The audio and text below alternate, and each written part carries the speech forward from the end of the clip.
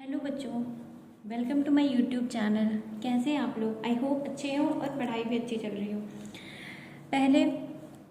सबसे पहले मैं कल के टॉपिक यानी कि जीआई, अभी तक तो हम ज्योमेट्रिकल आइसोमेरिज्म पिछले 2 लेक्चर्स से पढ़ रहे हैं, तो कुछ क्वेश्चन मतलब एक अच्छा क्वेश्चन लेके आई हूँ जिससे हमारे सारे कॉन्सेप्ट जो पिछले 2 लेक्चर के जीआई के हैं वो क्या हो जाएंगे, क्लियर हो जाएंगे। ठीक है, तो आई होप आपको जीआई के लेक्चर्स मेरे समझ में आए हों और आपने जो छोटे छोटे नोट्स मैंने लिखाए हैं वो नोट डाउन किए हों, जो कि बहुत इंपॉर्टेंट है जीआई के लिए।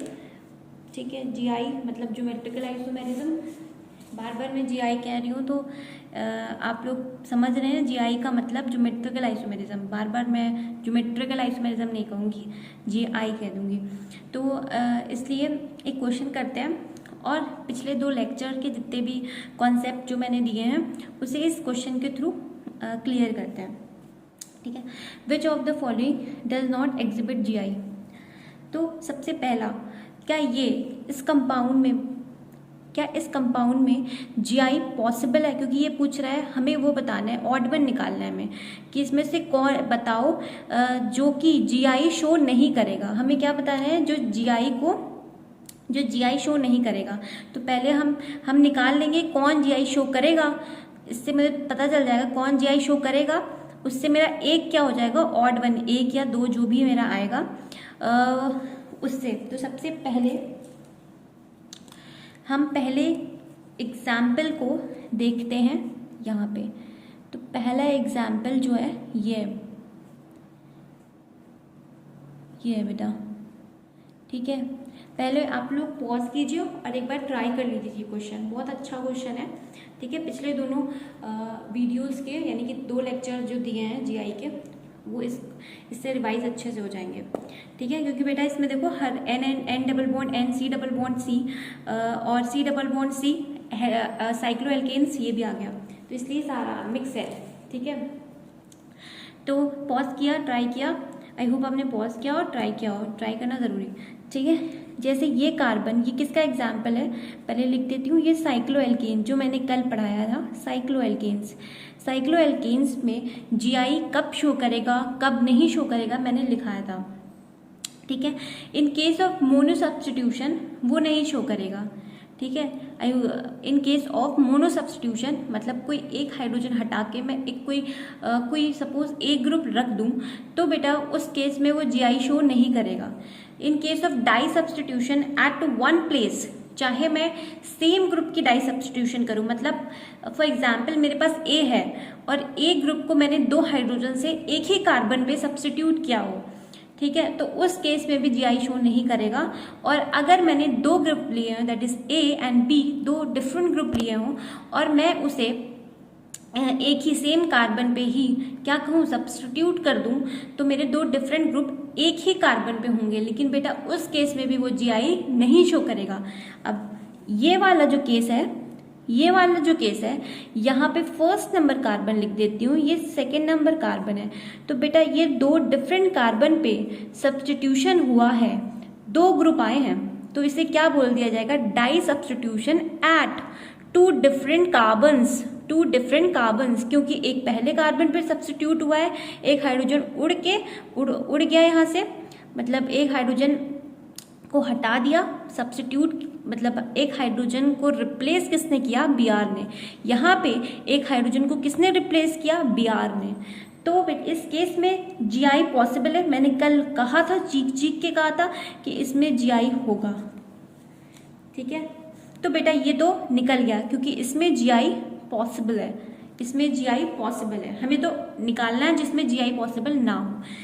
Let us move to the next question, next part of the question.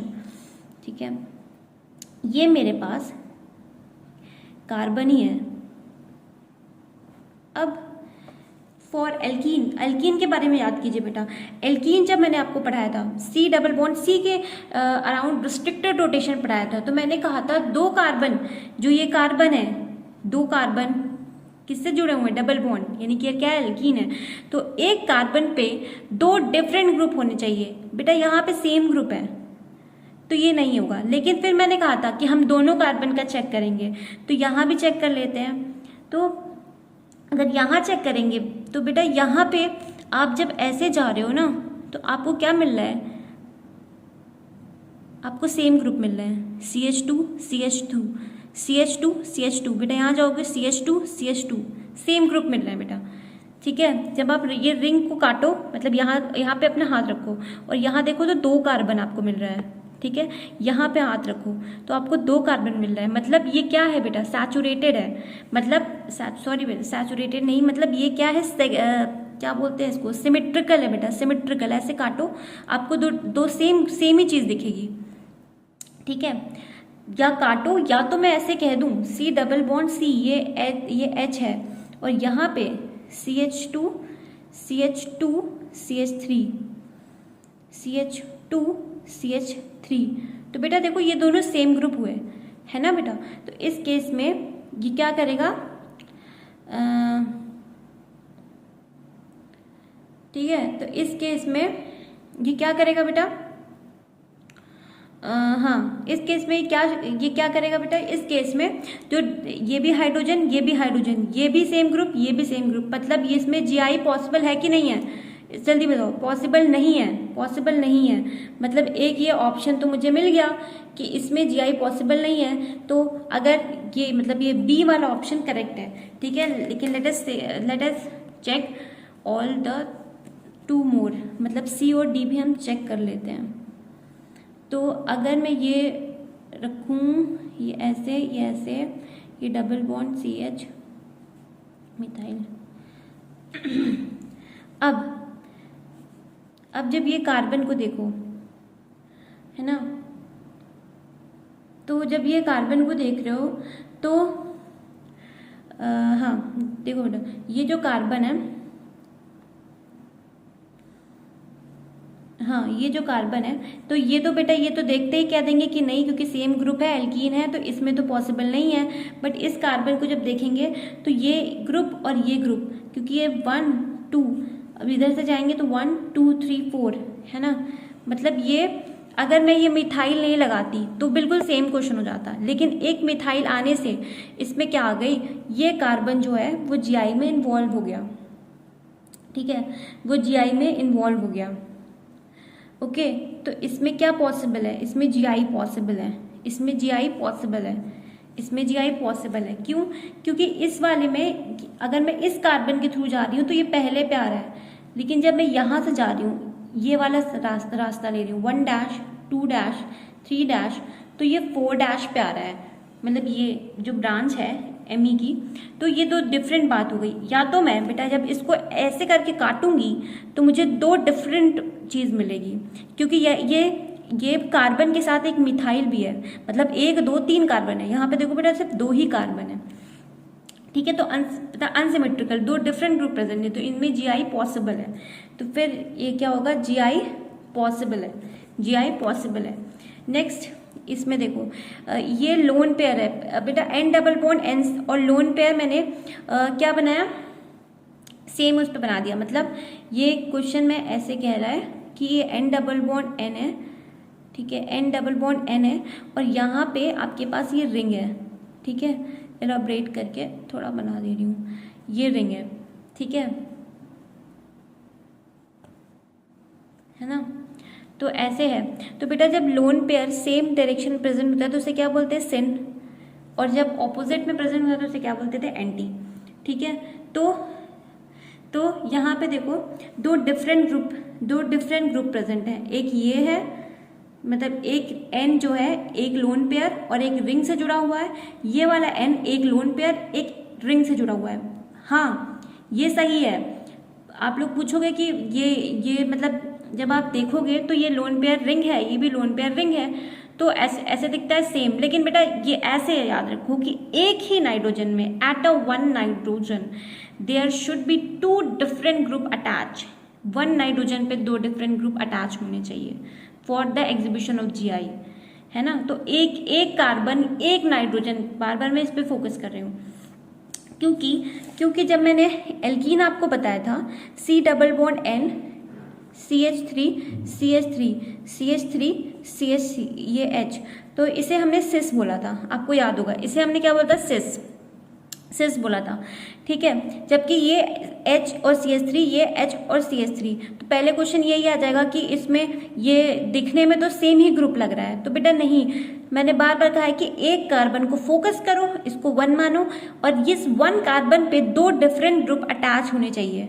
एक ये 2 कार्बन पे 2 डिफरेंट ग्रुप क्या होने चाहिए, अटैच होने चाहिए, तब वो क्या करेगा, तब वो GI शो करेगा। तो वैसे ही इस वाले क्वेश्चन में एक ही नाइट्रोजन पे एक लोन पेयर है और एक रिंग है, तो बेटा 2 डिफरेंट ग्रुप, एक नाइट्रोजन प्रेजेंट है, तो इनमें GI क्या होगा, पॉसिबल होगा। और आंसर क्या हो जाएगा, कौन नहीं एग्जिबिट करेगा, तो आंसर आ जाएगा B। ठीक है, आई होप आपको ये क्वेश्चन क्लियर हो, मैंने बहुत अच्छे से समझाया है। ठीक है, अब हम कुछ साइक्लोएल्कीन के बारे में बात कर लेते हैं। कभी कभी आता है, आपने बताया, मैंने आपको साइक्लोएल्कीन के बारे में बताया था, डाई सब्सटीट्यूशन। हाँ बेटा, एक और पॉइंट बना के लिख देना कि ट्राई सब्सटीट्यूशन के केस में चाहे आप सेम मॉलिक्यूल लो, चाहे डिफरेंट मॉलिक्यूल लो, और ठीक है, डिफरेंट लोकेशंस पे जो होगा ना, GI एग्जिबिट करेगा। ट्राई सब्सटीट्यूशन में ऐसा कोई वो नहीं है, क्या मतलब कोई ऐसा वो चीज़ नहीं है जो GI शो नहीं करेगा। मतलब ट्राई सब्सटीट्यूटेड प्रोडक्ट, मतलब ट्राई सब्सटीट्यूटेड प्रोडक्ट मैं दिखा देती हूँ क्या होता है। ये जैसे मैंने बनाया, दिस इज साइक्लोएल्केन, ठीक है ना बेटा। मैंने क्या कह दिया, यहाँ A है, यहाँ भी A है और यहाँ भी A है, तो बेटा मैंने 3 डिफरेंट लोकेशन पे डाल दिया, मतलब एक हाइड्रोजन हटाया, A डाल दिया, एक हाइड्रोजन हटाया, A लगा दिया, एक हाइड्रोजन हटाया और A लगा दिया, मतलब एक H उड़ा के ये ग्रुप लगा दिया, एक H उड़ा के ये ग्रुप लगा दिया, एक H उड़ा के ये ग्रुप लगा दिया, ठीक है।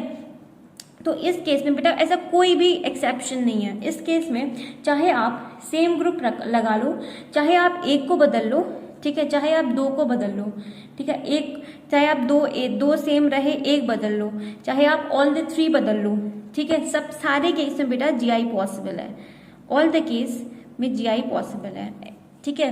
जैसे पूछ देगा कभी कभी, जैसे मैंने आपको मैथ अभी कराया ना ये क्वेश्चन, आपको ये डाई सब्सटीट्यूटेड दिया, ट्राई सब्सटीट्यूटेड भी दे देता ना, तो बेटा उस केस में कोई एक्सेप्शन नहीं है।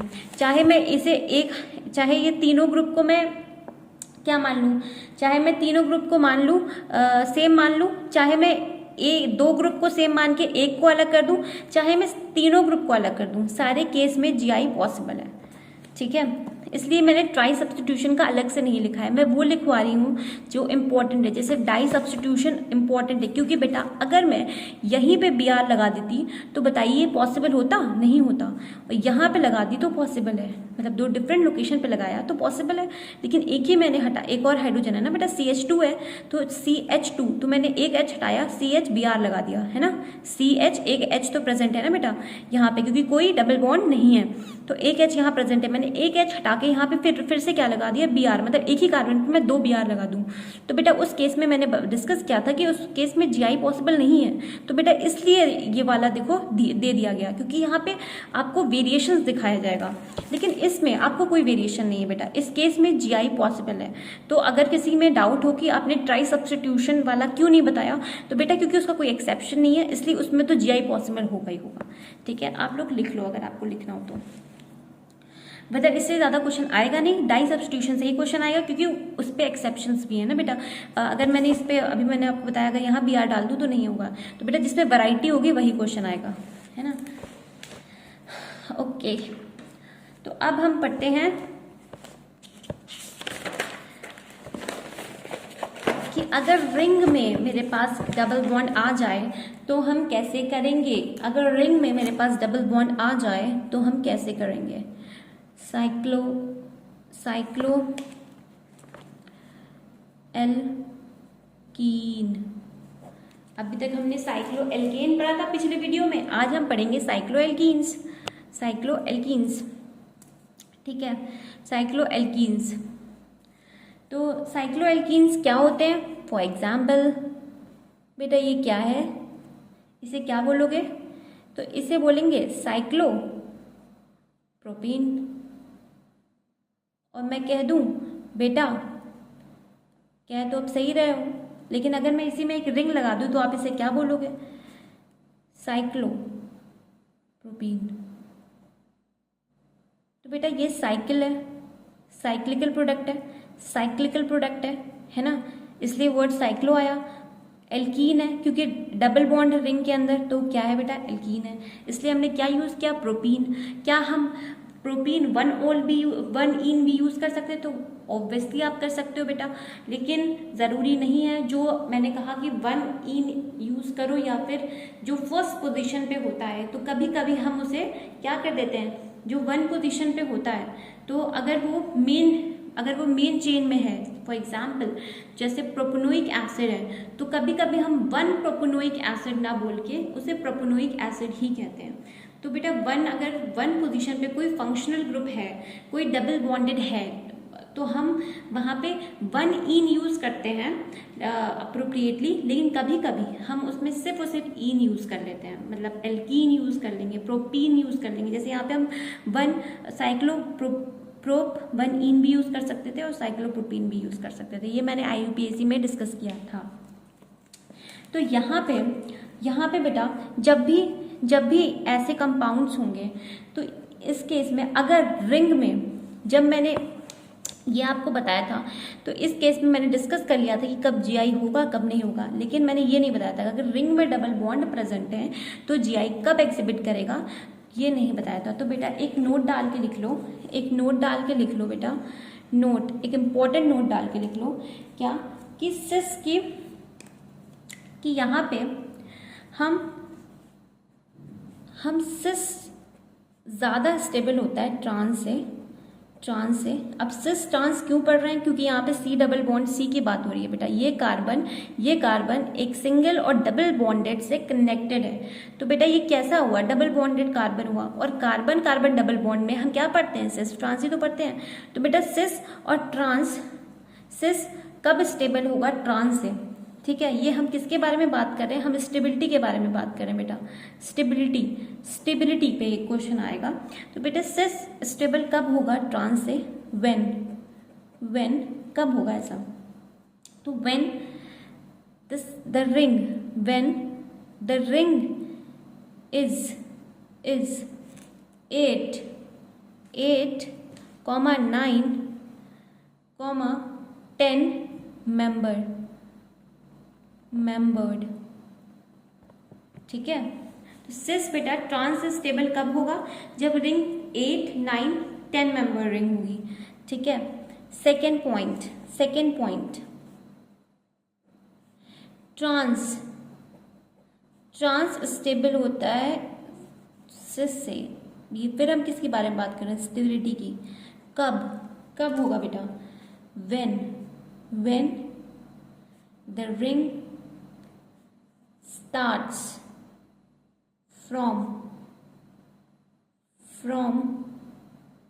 11, when the ring starts from 11 membered,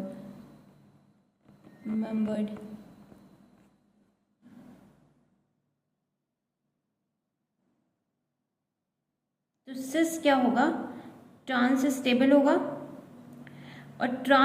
और दूसरा क्या होगा, ट्रांस जो है वो सिस से स्टेबल होगा। तो दोनों की कंडीशन हमने देख ली थी कि सिस कब ट्रांस स्टेबल हो रहा था, जब रिंग 8, 9, 10 ऑनवर्ड्स थी, मतलब ये मेंबर का मतलब बेटा 8, 9, 10 मेंबर का मतलब, जैसे बेटा C6H6 क्या होता है, इसे क्या बोल देते हो, बेंजीन। तो बेंजीन कितने कार्बन की चेन है, 6, तो आप इसे क्या बोल दोगे, 6 कार्बन की चेन है, तो 6 मेंबर्ड रिंग है।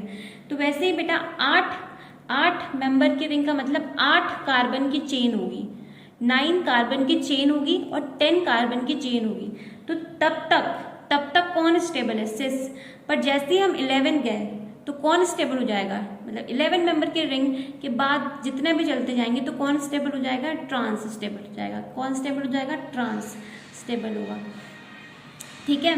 तो आज आई होप आज का वीडियो आपको क्लियर हुआ हो, है ना। एक क्वेश्चन किए और सिस और ट्रांस के बारे में, साइक्लोएल्कीन के बारे में बात किए कि साइक्लोएल्कीन में स्टेबिलिटी पे कैसे आपका क्वेश्चन आएगा, क्योंकि GI तो इसमें पॉसिबल ही नहीं होगा। जब भी आप क्वेश्चन यहाँ इससे क्वेश्चन आएगा तो GI होगा ही नहीं, इससे स्टेबिलिटी पे क्वेश्चन आ जाएगा। मतलब बेटा यहाँ पे सिस और ट्रांस ये मॉलिक्यूल मतलब ये जीआई तो हैं बेटा, ये ज्योमेट्रिकल आइसोमरी तो हैं। तो बेटा 6 जब 8, 9, 10 मेंबर आएगा तभी हम किसके बारे में बात कर रहे हैं, जीआई के बारे में बात कर रहे हैं। जीआई सिस और ट्रांस तो स्ट्रक्चर का नाम है, बट वो मॉलिक्यूल जीआई शो कर रहा है और सेम पोजीशन पे है, तो हमने उसका क्या नाम